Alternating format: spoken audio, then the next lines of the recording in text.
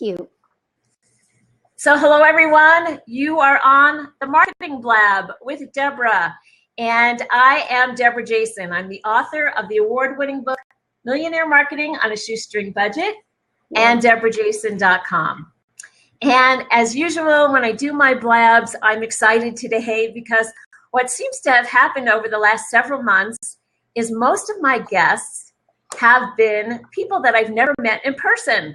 I know them on Facebook, I know them on Twitter, I know them on LinkedIn, and today's no exception. So I'm very excited to introduce my guest, Zsuzsa Novak, who's calling us in from California. Thanks for being here, Zsuzsa. It's a pleasure to have you. Well, thank you so much for having me, Deborah. I'm so happy to see you, and it's crazy that after all these years of Facebook friendship and social media connections, we still haven't met in person, but we will one of these days, I promise.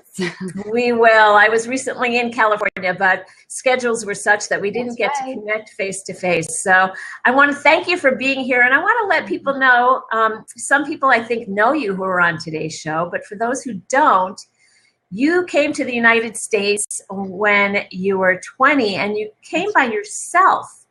Without your family, and obviously your journey has changed. Now you're the founder of Star Power You, and you believe, that everyone has star power that's meant to light up the world. And I think that's one thing that connects us is, in my book, I talk about now's the time to let your light shine. So how did you make that happen for you when you came here at 20 all by yourself, and now you've created this incredible business? Tell us your journey. Well, in a nutshell, I grew up behind the Iron Curtain in communist Hungary, and I believe to a certain degree it was almost an advantage, an unfair advantage, because, through such dark times and such oppression, it was essential for me to see the light in everyone, to really believe that we have this unique brilliance to share with the world.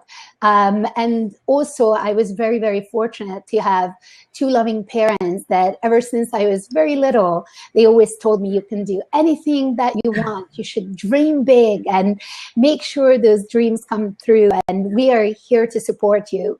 So that was my upbringing. So even though I grew up really, really poor, and at times we hardly had anything to eat at the end of the month, I grew up with a lot of love and a lot of inspiration and empowerment, which again, I believe gave me that unfair advantage. So that was the beginning. So then you decided to pick up and move to America without your family. That must have been hard to do. It was really, really difficult. And to be honest, what made that happen was that the Berlin Wall came down in 1990. And that was the chance when the world was opening up finally. And I realized that I've got to take advantage of this opportunity and come to the other side of the globe, even if it was not under the most exciting or glamorous, should we say, circumstances, because I literally came with $20 in my pocket to be a maid and a live-in nanny for a family. So it was heartbreaking to say goodbye to my parents, but they knew that they had to let me go, because obviously I couldn't have had those opportunities back in communist Hungary that I have had here in California. Well, that's been quite the journey that you've had, for sure, because you've gone from that to creating your own business. How long have you been doing your own business?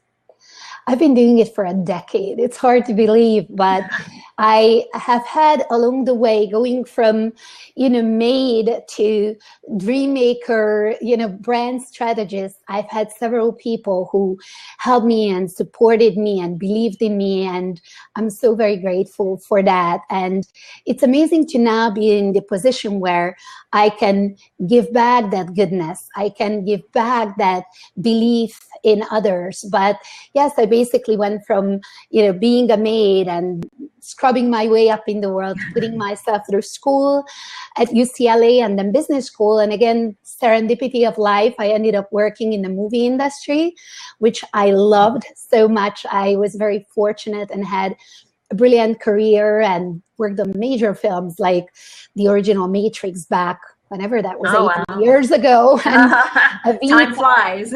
Yeah, and Die Hard and LA Confidential and Devil's Advocate, really major films. And I loved it because I've always been about that inspiration and empowerment. But then there were other films like Judge Dredd. And I was like, wah, wah, wah. Do I really want to give my name to that? So there came a point where I realized that, you know what, I would like to make that direct impact. And I would like to decide what is inspiring to the world. So that's how I decided, after getting my MBA at UCLA, to strike out on my own and create my own business. And it's been an amazing ride beyond my wildest imaginations. Well, since it's been a decade, what would you say is the most cost-effective marketing strategy that you used when you started your business, or even today? The most cost-effective, that's a great question. I think, honestly, the most cost-effective marketing is storytelling, truly, because people often confuse, branding. It's so funny. In this meantime, my cat, if you see my screen moving, it's my cat is loving so much what I'm saying. He's coming up and rubbing his little head against the screen. So, but the truth is that people confuse what is branding, what is marketing, what is sales. And I think I would start with saying that branding is really a combination of a lot of things, but not just the visuals, not just the logo, not just the colors, not just your website, but branding is the expression of your essence. How do you come across, and what is your style? What are your stories? How do you resonate with people? And branding is really what people think about us behind the scenes. So that is branding. And marketing is essentially putting your teachings out there, but in a way that's authentic, that's real. And marketing in my world is really teaching. This is, for example, marketing. We are having this awesome Blab, and I'm teaching, and we'll be teaching way more, so stick around, about what it takes to create an outstanding brand and what it takes to tell your story. So marketing really is teaching and sharing your message. And the sales part is, the last bit. And frankly, if your branding is spot on, and if you've done your marketing well, sales almost should happen on its own, because then you don't really have to, make cold calls and sell your crap to people and convince them that you're the best thing since sliced bread, because by then they're going to get it. They will say like, oh my God, I really like her, or I really love him, and I want to follow him. So that's the distinction. So back to your question about marketing, the most cost-effective and by far best strategy in marketing is real, authentic, vulnerable storytelling. That's where it's at. So really letting yourself out there. Absolutely. I have a question about that. I'm hearing an echo. Do you hear an echo? I don't. Okay, good. So when, in helping entrepreneurs stand out and shine, do you find that there are one or two common mistakes that they make that you can help them avoid? Yeah, there are several. Okay. The first thing is about that authenticity piece. This day and age, especially with social media, and especially with these sort of very transparent sharings, people really get who you are. And you cannot, as in the old days, create an artificial brand where you came up with a box and a cool logo and a great sexy tagline and beautiful colors and whatnot, but you had to fit into that box. You try to climb in and fill it out. Nowadays, it's about authenticity. So you really need to bring all of who you are to the table, everything that entails. So it has to be your unique style. It has to be your way of talking. It has to be revealing your story, and not just the highlights, but, the wounds as well. I really, really believe that the wound, in a sense, is sort of the seed of your wisdom. if we can say that. That actually sounded freaking good. Can somebody take a note so I can write it down and remember it? It truly is like there's that wound that is usually the seed of your wisdom, but we don't want to talk about wounds. We don't talk about things that are uncomfortable, where we felt disempowered or we felt down and out. Yet, as in the movies, it should be in the entrepreneurial world. When you start from that, when you talk about those difficult times, then we can see the arc. We can see what a long way you've come. So talk about those wounds and talk about those difficulties, because that's what makes you relatable. So authenticity is number one. The second one I would say is about alignment. You know, how do you create a brand that's aligned with who you are, who you serve, and how you make a difference in the world? If these three pieces are not in alignment, things would be wobbly. And again, your audience will pick up on that, and it will feel disingenuous. It will feel somewhat dishonest. So you will not attract the kind of people you want to attract. My cat is so into this Blab, I can't even tell you. He's like, yeah, I like what you guys are saying. So that's the next one. And then if I wanted to think about a third one, I think it would be about the evolution of brands, how brands need to, you know, advance and grow. Because a lot of people think like, you know, once I got a brand, I got a great name, I'm doing what I'm doing, I'm on track and I'll keep chugging along for the next decade. Well, let's hope not. Because again, an authentic brand and an aligned brand grows with you.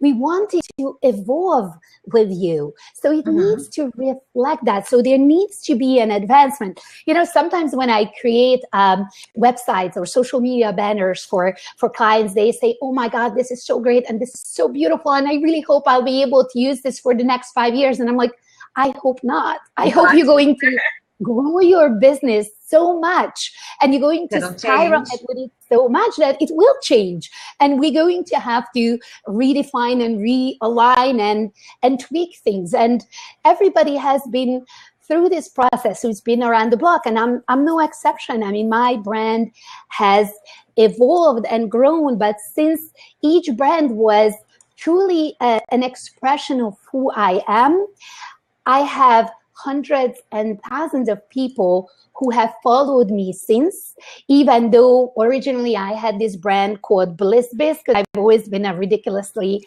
optimistic and positive person. So basically, those people that loved Bliss Biz and loved that sense of anything is possible as long as you're true to yourself, they followed me as I went from Bliss Biz to Star Power. So yes, your brand should definitely evolve and grow. Well, since you've worked in Hollywood and you had a successful Hollywood career, how does one or can one apply the secrets of Hollywood to branding their business? Absolutely.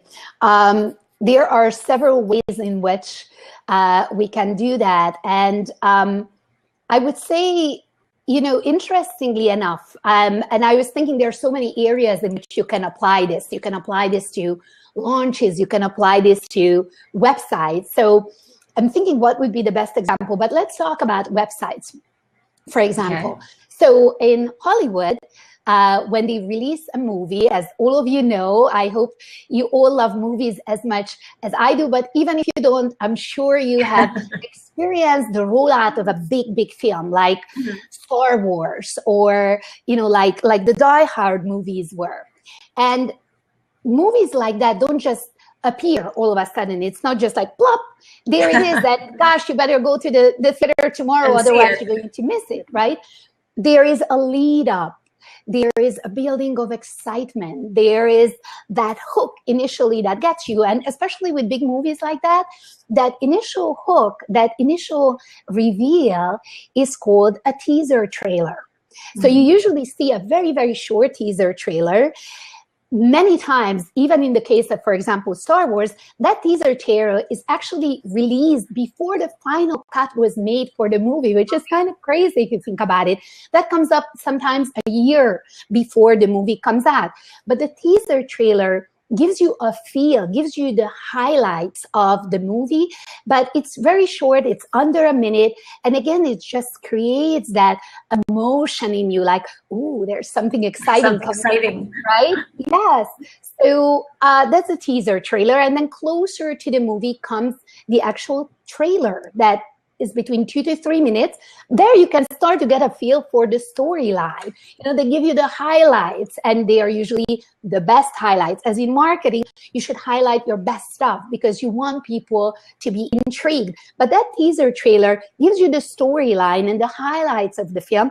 And if they've done a good job, you can't wait for the release of the feature film, and you will go in and see it. Now, how does this apply to a website? Well, when you put up a website, you want to make sure that right from the get-go, if people have that 20-second look, because unfortunately nowadays, you know, online people are so quick, you know, they don't have the attention span. It's like, you know, kids with ADHD on crack. They're like all over the place, right?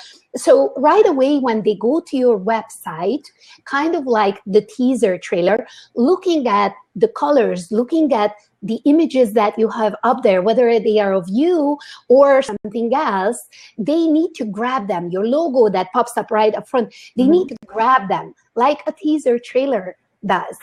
Then when they go from tab to tab, right? They go from the home page, usually to the About Me page, and the Work With Me page, the testimonials, all that good stuff that we have lined up, right?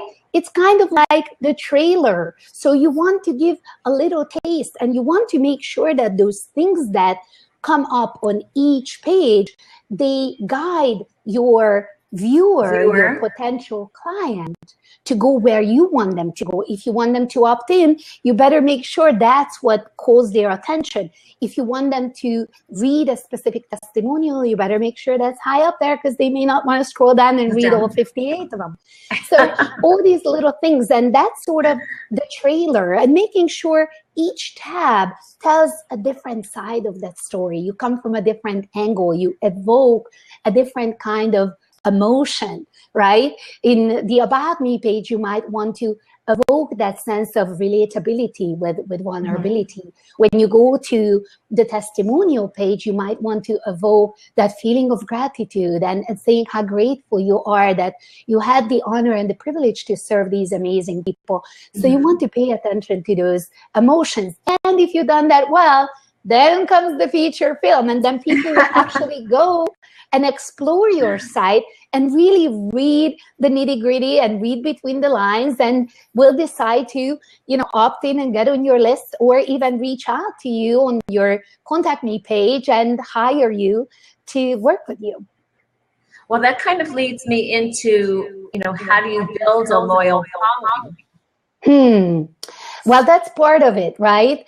I feel that building a loyal following, you know, it's, especially nowadays, it's not enough to just be about you. You cannot be the me show. It gets boring real quick. Right. You really need to create a movement. You really need to go after something so much bigger than you are. And there are 5 essential steps that I actually teach about how to create a movement. How do you go from the first step, which is me, because it initiates with me, right? To the next step being meaning. What is the meaning? What is the why, right? And after you find the meaning in what you do, that's when you go to the messaging, creating a very compelling message around that meaning that's so personal to you. And after that, only you go to the marketing and start sharing it on all different social media platforms, on your blogs, and everywhere you can, right? And that's what, as the last piece, creates a movement, because people can't help but be enrolled in your story. So to quickly demonstrate it in my case, and going back to your initial question, which I loved, about that seed and that wound, right? My wound was that I grew up in an oppressed society. Literally for 20 years of my life, I had that imprinting. It's amazing. It still gets me emotional. And I've been living here for 26 years. But for 20 years of my life, it was not safe for me to stand out. I had to fit in and blend in to be safe, to not have that knock on the door at 3 a.m. and be taken away. So I grew up with that feeling of wanting to be one of the gray little mice, you know, in society, who only thought about how to get that next piece of cheese on the table. So it was very, very risky and dangerous. And I still have, you know, in my subconscious, a little bit of fear around standing out. But by now, I learned through my master coach certification and all the inner work that I've been doing for 20 plus years, to use that fear to propel me forward, to say that, you know, if I could overcome that fear of standing out, then so can you. So you can. You know, I literally was afraid to share my message. I tried to blend in every way. I'm 5'2", so standing out was literally not always the problem, right? Because I'm just tiny. I'm short. You are too? Yay. But even though I was never the tall, blonde Amazon model, I always dulled down my look. I only started using makeup when I turned 40. Like, I did not use makeup before. I had my dorky little glasses. I really tried to kind of go under the carpet and be as unnoticed as I could possibly be. So, of course, no accidents that, you know, our pain becomes that message. And that's why, having overcome and knowing what it takes, I help people stand out and be all they can be. And plus, it gives me that joy. Like, every time I do that, I feel like, you know, I'm holding my middle finger up to the oppressive regimes of the world, you know, saying like, here comes one more, take that. So there you have it. But really, from going again from me to that meaning, that very personal meaning of how important it is for me to help people stand out, which is again a very, very deep emotional core to creating that message around it that ties in my personal story with what I do, with what resonates with my clients, to marketing it that way and talking about that, you know, on all the platforms is what created my movement and what, you know, allowed all these people that I'm so grateful that are following me and keep being inspired by my story. And so many of you are here. I love looking at the faces of Lana and Sue and Bryn and Angela and some amazing clients of mine. I love it. And I'm equally inspired by my clients because they keep doing the same. They're just so unabashedly being themselves. You know, I love that. Well, I'm going to put in the chat box the link to, hopefully it went in there, the link to the blog post that you shared on my blog, which talked about some of your clients and their success stories. That's right. I was raving about you, Ange. I love it. Yes, and Angela saw that. Let's see. I'm not sure. There we go. And so many of the others, Titiana. I love it. I mean, seriously, it gives me so much joy. You know, it's seriously... Again, talk about what makes you different, you know? I think there are very few brand strategists out there that cry from the pure joy of being able to help people be their most brilliant self and do what they were meant to do in the world. You know, so every time I see my clients be so amazing and out there and changing the world, I feel truly blessed.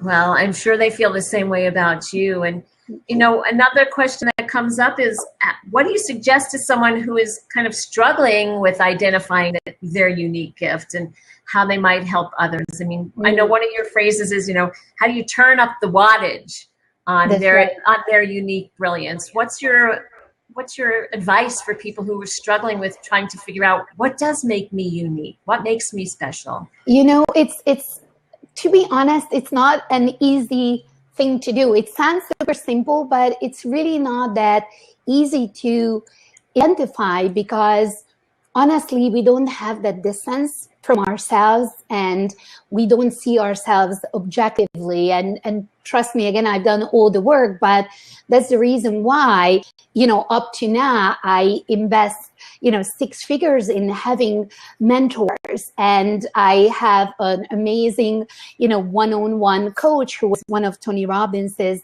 original handful of coaches that I love, and he is that sounding board and that, you know, objective point of view. And I also, you know, I'm part of masterminds. I have for the past couple of years worked with Marsha Weider that I'm really grateful to, and been part of the Meaning Institute that has been very, very helpful to me. And again, you need guides and friends and mentors. And to be honest, the reason why I base the work that I do on a personality assessment, which I actually use, it's my Star Power Assessment Strategy package, because you really have to start with that, who you are. If you don't have that seed, how do you expect for that, you know, tree or flower to grow? If you don't know the seed, if you don't know what kind of soil to plant it in, if you don't know whether you need to water it a lot or just a little. So it really starts with that self-knowledge. And again, if any of you are interested, feel free to reach out. My Star Power Assessment Strategy package is one of those packages that, no fail, it blows people's minds all the time. Every time I'm like, oh my God, I wish I knew about that. So yeah, it's essential that you take some sort of a personality assessment, whether that's mine or somebody else's, but you got to be really clear on who you are and brutally honest with yourself about it too. Well, I want to open up the seats. If anyone wants to jump on board and ask a question live, they can get on camera. Let's see. Right now, though, when I click unlock seat, it's not letting me unlock it. So I'm not sure what's happening here. I might have to jump off and refresh. Let's see if we can. Are we just so good that it doesn't want to let us go? Here we go. Okay, it should be open now. If anyone wants to jump in on the video camera and go live with a question for Zsuzsa, you can click. It should say call in when you look at your screen, and you can click on that button. I'm having a couple of little glitches here on my browser, but I think we should be good to go. So feel free. Also type in case they didn't spend a half hour like I did, you know, trying to look good on camera. In case they are camera shy, could they just, you know, type in the question? Type in the question. So if you don't want to get on the camera, yeah, some people say, you know, I'm not camera ready. You can, in the chat box, do a /Q and then type in your question, and I should be able to see it. It'll pop up, and then Zsuzsa can answer the question that way. Right now, I'm not seeing any messages in the chat box or anybody jumping on board. So while we're waiting, if anybody feels, you know, brave enough to come on board and join us, we can just continue the conversation and talking about, you know, people finding that unique gift. So can you share maybe 1 or 2 questions that you might ask, you know, without giving away your whole assessment? What are 1 or 2 things you might advise somebody to look at when they're looking within? Because looking inside ourselves is not an easy task, as you said, you know. It's really not. And just to be clear, the assessment that I do is actually not mine. I wish it were. It's not mine. It's a multi-million-dollar company, actually, and I just license their assessment. It's the most used assessment in corporate. They use it for hiring and team building and all that, but it's an actual company that created that, and you can take it in Spanish and French and even in Hungarian. Can you believe it? So it's not my own assessment. It's an assessment company that I have a connection with, and I pay for the assessment itself. But I do have my own assessment, which is super fun, and it's at starpoweru.com. And having studied all these assessments and having done the DISC and the Myers-Briggs and Colby A and StrengthsFinder and Fascinate, and there's no assessment I haven't taken, even those animal assessments. according to which I'm a dolphin, in case that was not clear, maybe from the profile or something.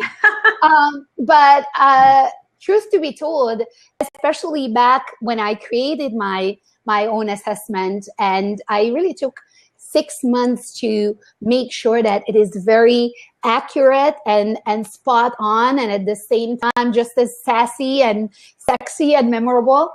And it's related to the movie industry. So if you go to starpoweryou.com, you can just take 20 questions, that's all it is, and you will find out what movie character you are. Because often, you know, with the Myers-Briggs, I'm sure that you've seen the same, that you ask people, it's like, what's your Myers-Briggs? And they go, wait, E, N, wait, F or T, or what? Wait, is there a P in there? Like, you don't freaking remember those what it is. letters. Like how can you? But trust me, if it comes out that you're Katniss Everdeen or Mary Poppins, you're not gonna forget that, and you will get an awesome PDF. It's like a 2-page, very in-depth PDF describing your unique strengths and your style and skills and gifts that you may not be leveraging. So, you know, head on to Star Power You and take that. And I'm curious to find out what movie character you are. I can tell you I'm Katniss Everdeen, talking to you live from LA, California, right here. Well, I was going to mention that because I noticed when you do go to Star Power You, you've got the Hollywood sign there. That's right. You know, and it says, take the quiz. Let's see. Your star power was meant to light up this world. Which movie character are you? Take the quiz. Mm-hmm. So I don't know what movie star I am. I guess I'll have to go. You totally got to do it. And let me know. Post it on Facebook. I can't wait to find out. And you know what's so amazing? That aside from it being fun, so many people said, oh my God, that's exactly who I am. It's crazy. I got to tell you this example because it touched me so much. At the very beginning, I think when maybe only 50 people or so have taken this little fun quiz I've created, I received an email from an older gentleman who is in his late 60s, sending me this beautiful, heartfelt email saying that, you know, I've always been very shy. I've always been very uncomfortable in my own skin. I'm an introvert. And I always felt like there are the other people, the bright, shiny ones that stand out and they're extroverts and they're funny and witty that can change the world. But who am I to do anything? You know, I feel comfortable behind the computer screen. But I've done your Star Power You quiz, and it turns out I'm Atticus Finch.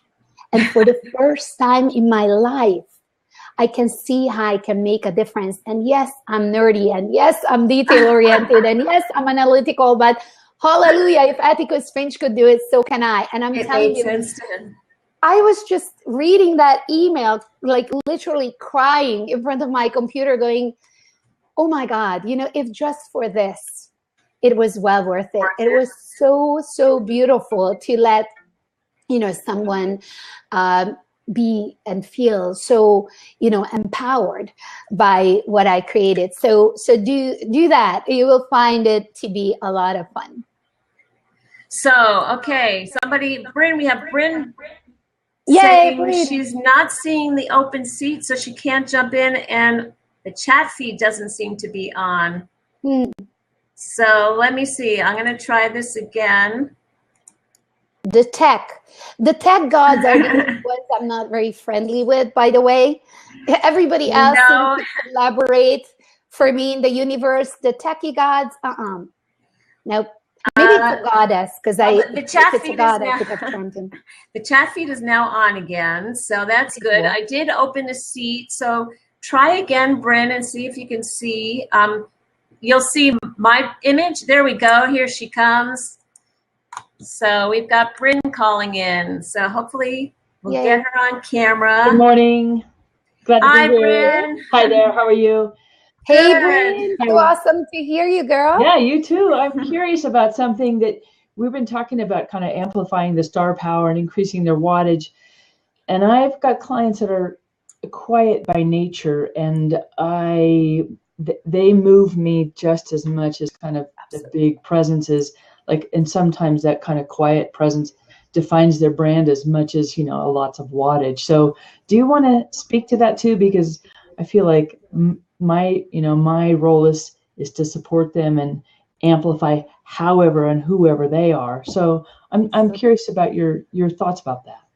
Yes, absolutely. I mean, that's such a brilliant take. And, when we talk about amplifying the wattage and standing out, it doesn't necessarily have to be the same way. As a matter of fact, the way I work with my clients, and the reason why, I don't do the formulaic kind of, here is the blueprint, here's how you can create your 7-figure brand in 7 weeks. By the way, if you ever see that, just run the other way. But I really custom tailor to each individual, because you know what? If I create websites and brands that are little mini-me's, I failed greatly. Absolutely. Trust me, I don't want to recreate the communist regime of little lemmings following along. Right. So the idea is exactly like you said so beautifully. It's about highlighting and putting the spotlight on what is unique about them. And for example, just as, I am a visionary, I've always been a big picture person, and I have a big personality, and I, really don't have an issue once, I jump out of the box, and I did back 26 years ago, to express who I am, but it shouldn't look like that for everyone. So for others, it has to be putting the spotlight on that shyness, because that's so, charming and equally enrolling, and that quiet refinement. How they are. Absolutely. Yeah. And you know what? There are people that will resonate with that and relate to that. And for example, it's no accident that the people that relate and resonate to me tend to be those thought leaders and game changers, and those people that resonate with this stand out and be brave sort of brand. It's not an accident. A brand should equally attract and repel. And mine repels those, shy and quiet ones. I had a couple of clients like that, but not many. Yet, those people should be just as successful, because they are those clients that need that quiet voice, that need that even-keeledness, that need the data and the analytics. There are people that love to read long sales pages as opposed to a flash video, So I love that you said that. So I feel that that's just as charming. And frankly, you know what's so funny? I think we always notice the opposite. Of course, as I said, I love my clients, and I love the fact that they are so, daring, and they really just bring all of who they are to the table. But I always notice those shy ones, and I find them so charming. And whether in person or online, I love that soft, feminine essence, and that kind of look from the corner of the eye, like, oh, I'm not sure if I'm the one. Well, you know what, Zsuzsa, I think too, sometimes it's not so much shy, but it's just like this clear, quiet, refined voice. And I've had to, as another branding person, I've had to learn when to be quiet, so I can make sure I'm hearing them, right? So it's really neat. Well, listening is a really big balance. Yeah, and if you look at leadership, again, if you look at the political arena, there have been the Martin Luther Kings of the world, but they were the Gandhis. Gandhi wasn't exactly the loud, explosive persona. That's a great way to put that. Right? If you look at Mother Teresa versus JFK, we need all. We really, truly need all of our unique brilliance to light up our world together. So absolutely. And you know what's so interesting, Bryn? And I love that you said that you also need to get quiet and give space to them.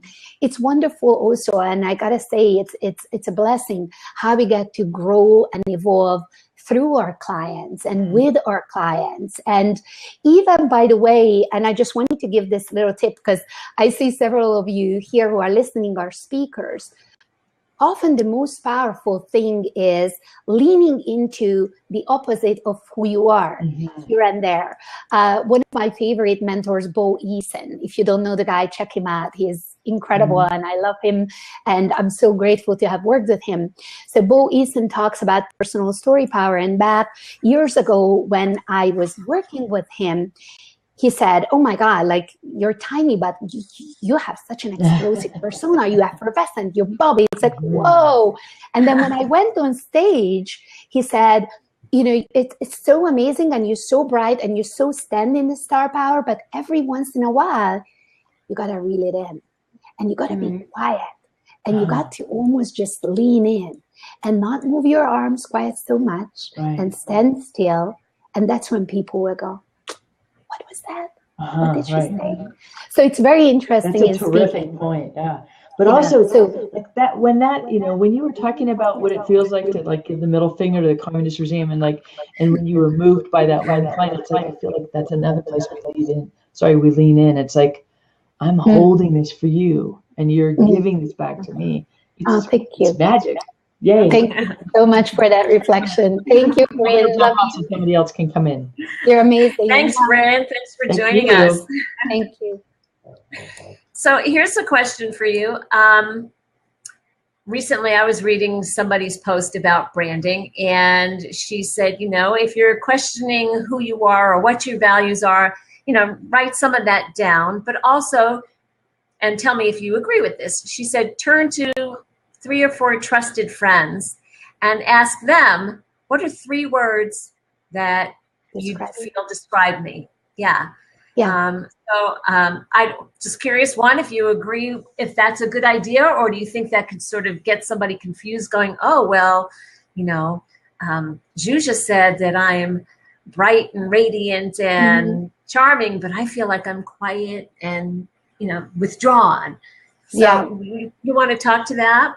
Yeah, absolutely. I love that question. It's a great question. And I say it's not, you know, this or that. It's this and that, actually. So there are several steps in this self-assessment. And you can actually do that for yourself. And one of my process when I do seminars is looking at values, looking at a list of values and getting really still and getting within and sort of meditating, if nothing else, for 5 minutes and just really hearing from my intuition, from my soul, so to say, without getting too woo-woo here, but just getting still for a moment. And then when you open your eyes, you can literally read emotions, and every word describes, you know, has a little emotional feel, a different tint than another. And you can read words and see which one resonates. Is it kindness? Is it generosity? Is it freedom? Is it expression? And as you go through the words, don't think, but just leave that inner guidance. You know, put the pen next to the ones that's like, oof, that really feels like it stirs things up within me. And you want to go and narrow it down to the top 3. And once you get what those values are, whether it's love, whether it's friendship, whether it's honesty, you will really get to the core. Now, that's what's within you. So you kind of park that and you say, okay, this is what I feel like really resonates with me. That's who I am on the inside. These are the values that really matter to me. And if I check in with myself, what is my why? What is my soul purpose, which I start with, right? These really feel true. This is why I jump out of bed each morning, because I have this freedom that in my case, let's say I didn't get to experience for the first 20 years of my life. So freedom, not surprisingly, is a huge core value to me. Expression being the second one right after, right? So when you do that process, that soul purpose, that why, that's one piece. And then comes the second piece is the what. What makes you unique, what I call shine potential. What is your shine potential? And that's something that other people see better than you, because oftentimes we take things for granted. You know, when it's our own stuff, we don't see it. It's very confusing at times. You know, for example, when I go to a party or a seminar or a networking meeting of 200 people, it's very natural for me to walk in and talk to people and hey, and give a big hug. And I remember when, you know, back about 10 years ago, I did this with a friend. And at the end, she said like, holy shit, like I can't believe you. You just like go in there, like within 5 minutes, there are a dozen people around you. It seems like everyone knows you. And how do you do that? And I'm like, what are you talking about? Like, just being you. I just go in and I like, it doesn't, like, isn't that how it works? Like, I think like everybody kind of does that. Is it? And you know, it was like funny for me to look at her, and she's like, what are you talking about? Like, no, like I never have that experience, and that's obviously unique to you. So sometimes, yes, our friends can talk about what makes us unique. What is that shine potential, which is, again, the what, you know, the second piece when it comes to authentic branding. And the third piece is the story perspective. So it goes from the why, the soul purpose, which is the inner work that you do for yourself. You do it with the guidance of a mentor. You can do it, you know, with this kind of assessment I mentioned. Then you have that shine potential, in which, again, aside from a mentor or a coach, hopefully friends and relatives can help and kind of let you know what are those things that stand out about you right away. And then the third part is the story perspective, the how. How do you tell your story? How do you create that emotional connection with those people, with your target audience, with your ideal clients that you want to resonate with? So these are the three pieces. Great question, by the way. Thank you. Well, you know, it's interesting because talking about your story, I met a woman recently, she's a speaker, and I met a gentleman who's a speaker, and they had really unique stories. His was, unfortunately, at 9 years old, he was burned on 100% of his body. Oof. You know, and today he's 39, and he tells a very inspirational story. He's married with 5 kids. He's a successful speaker, you know, and I look at that and I go, well, I don't have a story like that. Happens all the time. Oh my God. Why would people listen to me? I mean, I'm grateful I wasn't. And actually, the interesting thing is he wrote a book. If you want to read his book, it's called On Fire by John O'Leary. Oh, and cool. In the beginning of the book, he said somebody asked him, the way he got burned was playing a childhood trick with fire and gas, with matches and gasoline. And someone said, would you do that again? Given what you know today? And he actually said yes. Absolutely. It's always the case. Because he said if that hadn't happened, he wouldn't be where he is today. But, you know, my point is I don't have like that, what seems like a, you know, it's so funny. I was about to say that I can hear some of my clients, especially Angela Williams, still over there, like laughing out loud right now. She has that awesome brand we created for her Vulnerability Warrior, and she helps people tap into their vulnerabilities to go beyond that glass ceiling and achieve amazing results. And then we created another brand for her called Untapped Strengths, which is her consulting brand. This is how she works with organizations and corporate, essentially doing the same. But it's so funny because when Angela started working with me back 2.5 years ago by now, we talked about this and this story. And I said to her, you know, it's so amazing. And she has an incredible story. I mean, every time I think about it, every time, you know, she was getting ready to speak, like I was in tears. You know, she has such a moving story. But even with her, and again, it's unbelievable what she's been through. She said, yeah, but you know, there are certain things. And then of course, if I think about some of my other clients with their stories that they feel like, well, I didn't move to the other side of the globe when I was 20. I was not a maid. Stories are always greener on the other side. That's what I came up with years ago, and since then shared with so many clients. Stories are always greener. It's like the grass on the other side. But it doesn't have to be a, you know, flash, boom, the beautiful blonde jumping into the volcano kind of story. I mean, think about, again, the movies. Sometimes there are those quiet stories of everyday life, of struggle, or not being seen, or growing up in a family where you were always hushed, or going through your parents' divorce. You know, back years ago, I was helping a client who is a divorce lawyer and had that very corporate side. You know, I cannot say her name, but let's say Smith and Smith. We are divorce lawyers. We have the ta-da-da, and we are located in pa-pa-pa, and we help people. And I thought, oh my God, like really, like how enrolling is that? Like, who gives a shit, right? There are 568,000 websites out there like that. So when she started working with me, I said, tell me your story. What's going on? And she's like, well, I earned my degree at Berkeley and then I went to Stanford. I'm like, not that story, your story.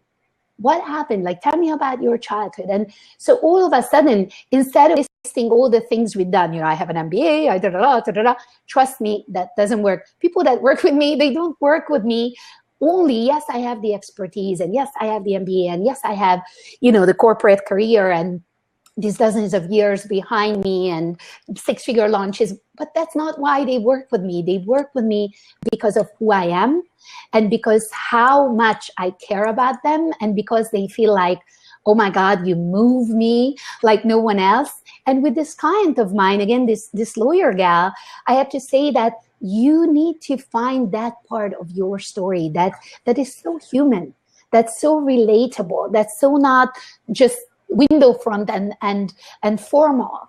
And we started talking, and it turned out that her parents, when she was young, 5 years old, started having fights, and it intensified, and she from 5 until the age of 13 grew up in this horrible home where the parents were always at each other's throats, and they ended up getting a divorce. And not only that, but the divorce was just awful and really marked her life and her siblings' lives. And she felt that, it was just the most horrific thing to be going through as a kid.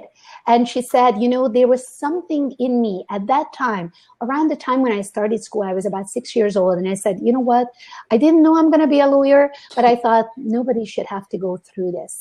Nobody should see their two parents that they love so much going at each other's throat. And the minute she said that, the hair was standing up on my arm the way it does now. And I was like, oh my God, this is it. This is what we're going to talk about, because this is what makes you unique. The moment you put that on your website, the moment you talk about how heartfelt it is to you, what you do, how it still moves you, and why is it so important to you to make sure that even if you have a divorce, it is a process during which you will be seen, you will be heard, you will be nurtured, you will be taken care of, you're going to have, your client list go through the roof. And she did, because of this little change, talking about her wound, talking about her story, and talking about why it is so important to her to be doing what she's doing in her life. Well, I don't know if you noticed, but Angela jumped on board here. Yay! Hi! Hi! Thanks for joining us, Angela. Absolutely, you guys. It's a travel day, so I just got home. I just walked in the door, and my hair's a mess. My dogs are here with me. Fresh from Boston, baby. Yeah, here's Rain. Rain's here with me. Yeah, so I just got covered in slobber by Dharma when I walked in. Nice, like cat moved away, your dog moved in. Go figure, right? Exactly. But yeah, well, I jumped on. Go ahead. Yeah, I'm so glad that you did, because when Zsuzsa posted her guest blog on my blog, which I just put the URL in there, she mentioned Angela, and Angela I think it was on Facebook, said, "Oh my God, that's me." I did. I was like, "Oh my God, I had no idea that was going to be out there." So thank you, Zsuzsa. Totally. I love raving about you and all my other clients. You guys are my walking billboards, and as amazing and uniquely brilliant as you all are, I love nothing more than really truly talking about how incredible you are at what you do. Well, thank you, beautiful. That love is mutual.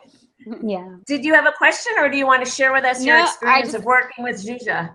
I was just jumping on to say hi. And when you guys were talking about, Deborah, actually, when you said, the guy was talking about being burned on 100% of his body, and I don't have a story like that. I started laughing, just like Zsuzsa said that I probably would be, because, our stories, our personal stories become so naturalized to us. It's habitualized, so we don't even think about the fact, because we've lived it and we've survived it, and for us, it's not a big deal, right? Mm-hmm. And one of the things that I do with my clients is help them build the deepest connections with the people in their lives, whether it's their clients or their families or whomever. And if it's a business, then building the deepest connections for that. And, people tell me that all the time. They're like, well, I had this really, I had a June and Ward Cleaver home. I didn't, nothing went wrong, right? I lived with the Brady Bunch. Yeah, exactly. Well, the Brady Bunch did have a couple of things go wrong. I mean, they were at least a meshed family, right? Ward and June had no problems at all. That's true. But I'm showing my age with that, right? That's okay. I'm there with you. But the thing is, when I was having a conversation with one of my mastermind members about this very thing, and he was just like, I grew up in the Midwest. I lived on this farm. Everything was perfect. We went to the state fair as a family every year, and we had all these great things that we did. There was nothing that really, and I said, but you know what? That still formed who you are. That made you the amazing person that you are. So tell me about a time when you've been standing in line at the grocery store and you've covered someone's bill in front of you because they didn't have enough money to pay, and you fed that family for the week. Or, in Starbucks, a student can't pay for her coffee while she's studying for whatever, just little things like that. And we don't think of those things as being big stories, but those are the little ones that, Chasen just joined. Hi, Chasen. Yes, he did. It's a party. Couldn't leave him out. He had to jump on in. Yeah, but go ahead, finish the answer. But it's even those little stories like that are such amazing stories to tell that everybody can relate to those, right? Those are stories that anybody can experience. You don't have to have been burned on 100% of your body. You don't have to have had a family member murdered. You don't have to have survived some severe car crash. You don't have to have had a leg severed or, anything crazy like that. Just the little things in life. And those are so meaningful to the people that you've touched in that moment. Yeah. Those touch your audience like crazy. Absolutely. Because they can all relate to that. And everybody gets those opportunities. For sharing that. Yeah. I'm so glad you added that. It's so true. And, the reason why when I spoke about, the soul purpose and the why, when somebody asked, how do you find those values? And then comes only the what makes you unique. And then comes the story perspective. You see, the interesting thing is, and what's so crucial about stories is that they reveal so much about who we are. When you find your values, when you find your motivators, you cannot just stand out there and make a statement, because people either believe it or not. And it just seems so self-promotional and phony and just weird. What would it be like if I said, I believe in freedom and I believe in the, full expression of our essence? Okay, great. You starting to sound like a politician. That's what I was about to say. What office are you running for? Right. I know. There are moments in this election when I wish we don't want to talk about politics. Which is a whole different conversation. But stories reveal who we are. So, like Angela says so brilliantly, when you just share about paying a cup of joe for some student who's studying for the final, that reveals that generosity is one of your core values, without you banging your chest and saying, generosity is one of my key values. So stories are a beautiful way to demonstrate who you truly are. And throughout, history, that's how we related to one another. We told stories from, the time when we could hardly speak. If you go and look at, those caves and see the drawings of the buffaloes and the hunters, those tell stories, basically, right? When people sat around the fire, they told stories. So nowadays we tell these stories here on the Blab and on social media and in our blog posts. But it's very important that instead of just flashing, messages that feel so unauthentic and spammy and cold, you really think about what is meaningful to you and wrap your teachings and wrap your unique brilliance into that package of a story. Yeah. Absolutely. Well, you know, we're coming up on the 2 o'clock hour, so I want to respect everyone's time. But we've got Chasen who jumped on board here. Hello, ladies. Yay, It's Jason. so funny because you two beautiful ladies up top, I know you personally. Angela, we're Facebook friends. We've never met in person, so hi there, almost in person. Hi, Jason. Well, that's one of the beautiful things about Blab. That's what tends to happen in my life, by the way. For those of you that don't know me that well, it's a love fest. I mean, I love connecting people. People just come together. I love it that, you know, my clients hire each other and they end up in certain seminars together. I love that. So thank you, Jason, for coming on. And I'm so glad to have all my peeps rock it out with me here and cheer on Deborah and I. So I thought I'd try again, abracadabra. I thought you guys may be over already because you were supposed to start an hour ago, right, Deborah? Yes, so we're wrapping up, but you know, for anyone who wants to stay on, we can stay on. But Jason, we like say what? Ask whatever brave and bold question you may have for me.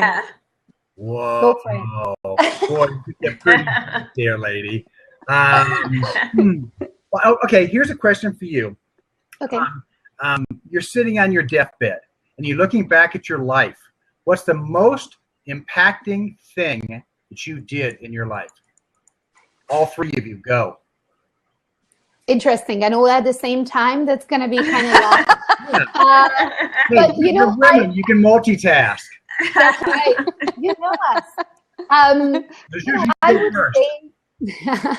would say, you know, for me, the way my life has been shaped, it really started very early on, obviously, with my childhood. And when I was 10 years old, I didn't share this story, but I accidentally tuned into an illegal radio station called Voice of America.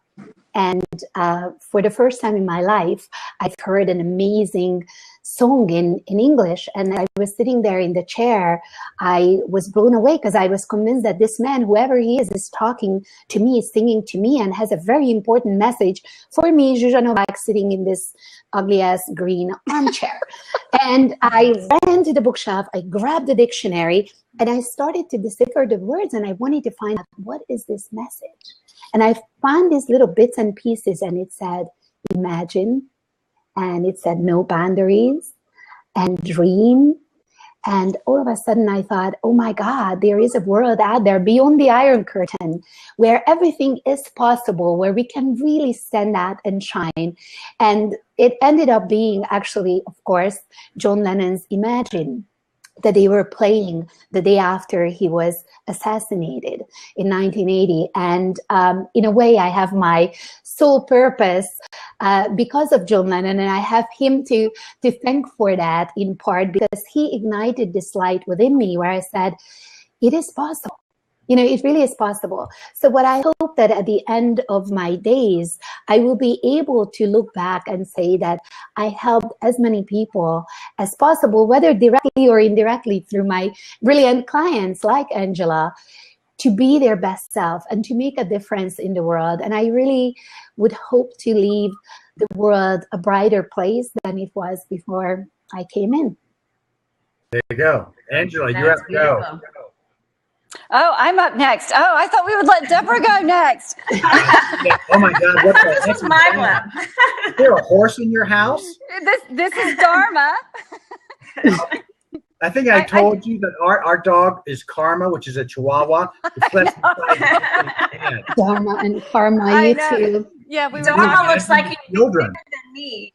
Dharma is huge. Deborah, I'm also a tiny little thing. So okay, yeah, so if he stands on his hind legs. Oh yeah, both of my dogs are far bigger than I am. So, Jason, I think that you know, for me, there were so many things that were impactful to my life growing up. I mean, that you know, they're just, without getting into all the gory details here today at this moment. Oh, go ahead. No, not today. Zsuzsa knows most of them. And some of you have heard, you know, some people have heard a good bit of it. But, you know, when you live through that much stuff, then you come out the other side one of two ways. You're either broken or you are so freaking strong it is ridiculous. And what tends to happen if you're on the you're so freaking strong side, you have all of these walls that you've built up to keep yourself so strong, right? And to be able to survive those things as a child, because that's the only way that you can get through, is to have, you know, that surrounding. It's like a turtle has its shell around it, right? That's what protects it, and it goes back inside that shell when anything comes to harm it. And it's not that it can't be harmed, because it most certainly can, and it does suffer pain, and it does suffer various ailments and things. And when you have those walls, you still have the pain, so it doesn't truly keep it out, but you think that it does. I was fortunate enough to then later in life go through, and I have said fortunate, not because I went through a divorce, but because of what I learned from going through the divorce. You know, it taught me that, not that I was the only one who was wrong in the marriage, but going through that process helped reveal those walls and the damage that those walls had done for me and the relationships in my life. And that tearing those down over time would allow me to build deeper connections, deeper, more meaningful connections. And I realized that's my purpose in life, to help other people do that same thing.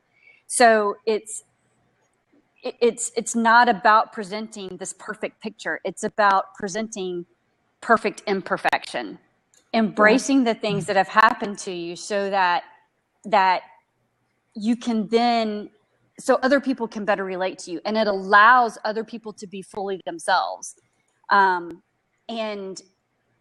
And you can do so much more with your life when you do that. You can have so much of a greater impact, whether it's your clients or your family or friends or just general people that you've met online that have a chihuahua named Karma. Exactly. But you know, it's again like so and perfect. a dog named Dharma. It's so perfect. Exactly. And I'm so glad that, you know, Angela, you spoke up, because again, talk about an authentic brand, kind of bring it back to the branding piece. Like, you look at Angela, you read, you know, her posts, you meet her in person. She's just like me, like 5'2", this like kick-ass little, you know, like I don't even know, like she's just a ray of light, and she really is a vulnerability warrior. I mean, now you heard what she shared about bringing down those walls that she built up through her life, because, you know, she's seen her mother murdered and had to lose her mom so young, and went through this divorce and all that, and realized what's within, and that soft part, that vulnerability that, you know, so matters. And sure enough, that, you know, there she is, and she is a vulnerability warrior. And when people meet her, and that's why, you know, she is one of my favorite walking billboards and brand. When she says to people, you know, like, yep, my brand is vulnerability warrior, and they say, no shit, that's exactly who you are.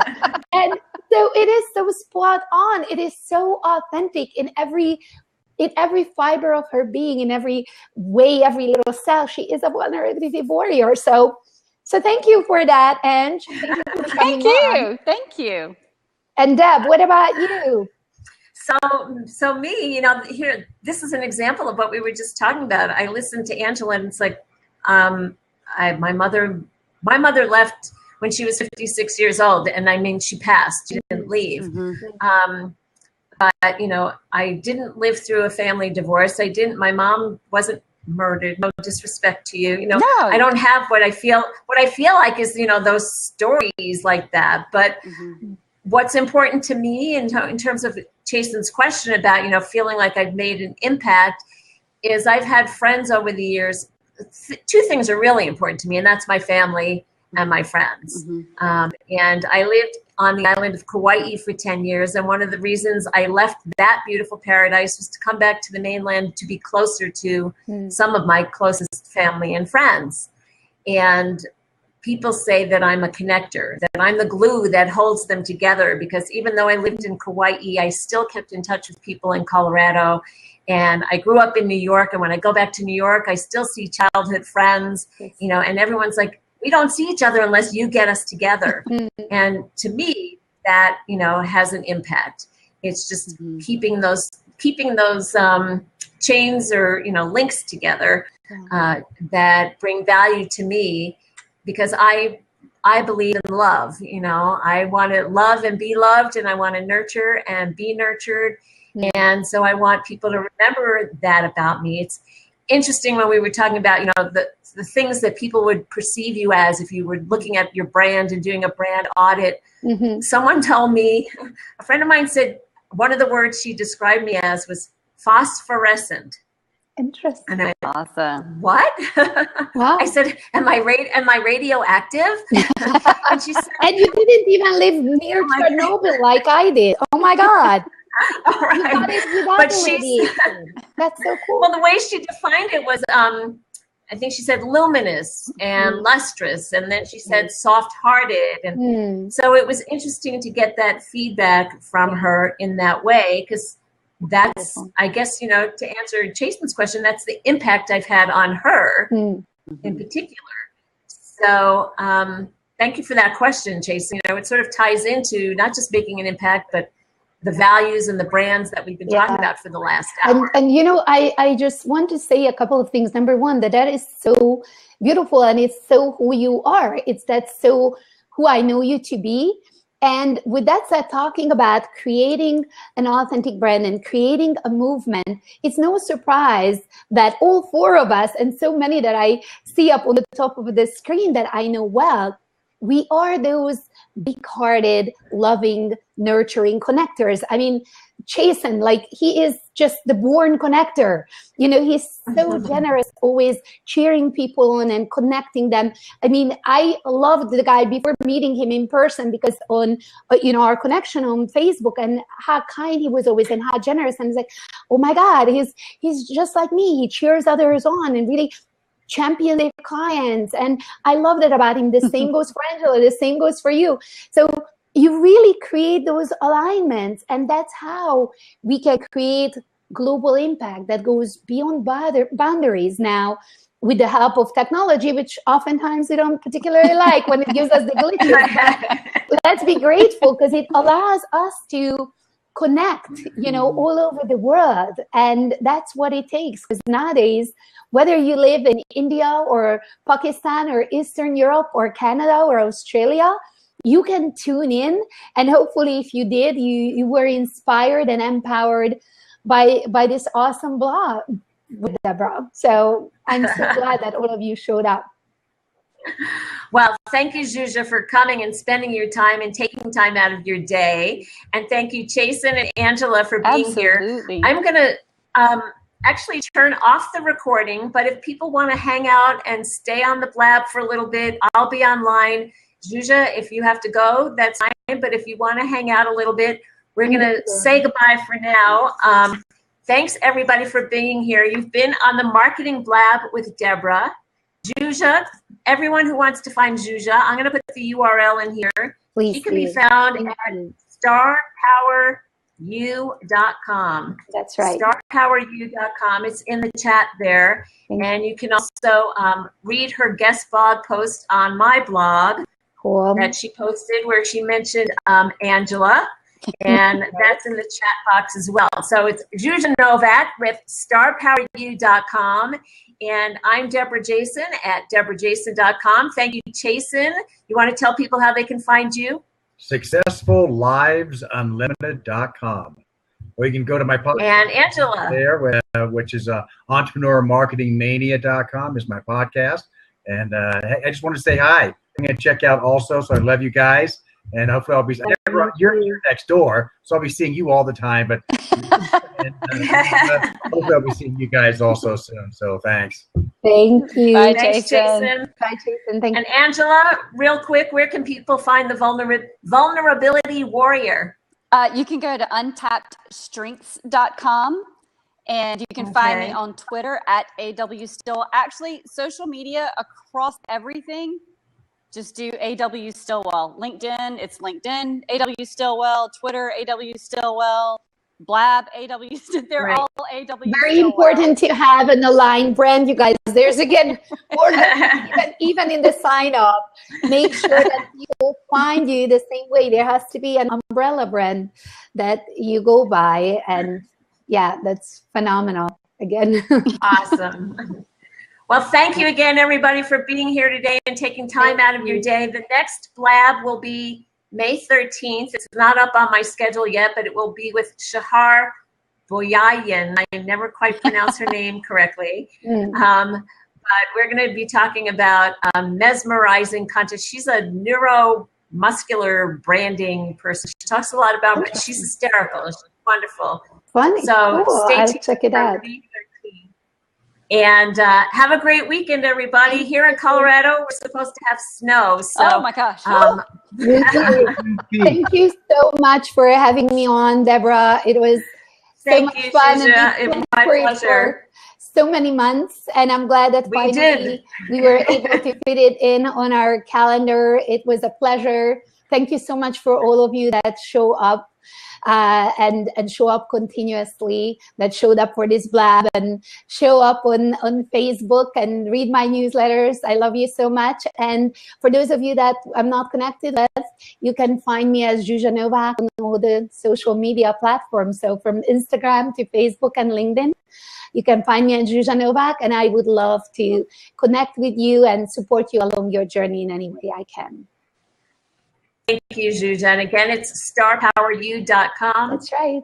And you'll find me at deborahjason.com. And thank you, everybody. I'm going to turn off the recording. If you want to stay and hang out for a bit, feel free. But if not, we're signing off.